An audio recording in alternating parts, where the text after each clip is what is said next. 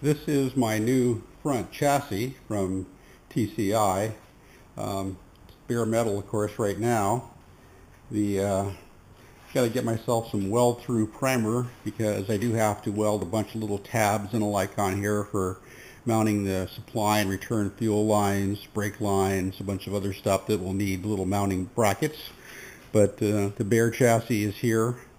This did already come ordered for mounting an LS3 engine, so the motor mount locations and the area where the pan will go are set up for a modern engine instead of say it would be set up different if it had a rear sump type motor on it. The parts and pieces to make all of the rest of this are scattered through the garage, all going to storage. This is a 9-inch, basically they call them 9-inch Fords, but there's nothing on here really from Ford. It's all aftermarket, but it's designed on a 9-inch Ford rear end. Willwood emergency brakes set up for the disc to come with later.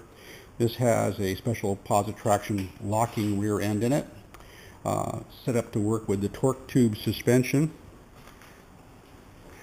And over in this pile of stuff is my new power steering unit, upper and lower control arms, Willwood brakes.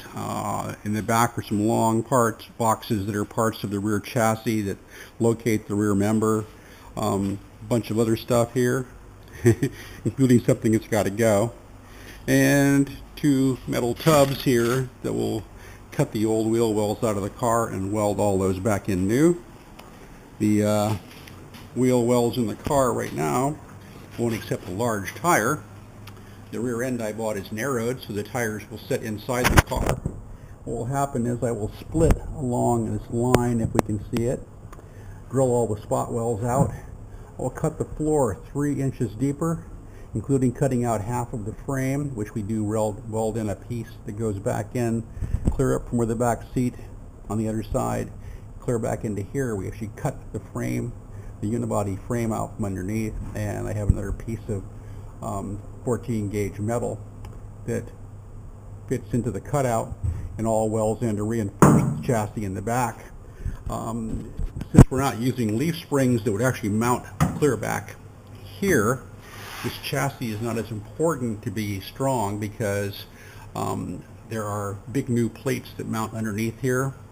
The new rear end uses coil springs, and there is a piece that comes with this that mounts crossed up in here that the coil springs mount to. Rigids the whole back end all the way across, and the torque arms go forward to meet the other chassis. Therefore you end up with basically, instead of a unibody with 2 subframes, you end up with a complete frame, and the unibody chassis actually reinforces the complete frame. Also, I'm probably going to weld in a roll cage into this car. Haven't determined exactly what I want to do, just a roll hoop or a full cage. Kind of as I go along on the build, see how complicated things get and just how much energy and money I have.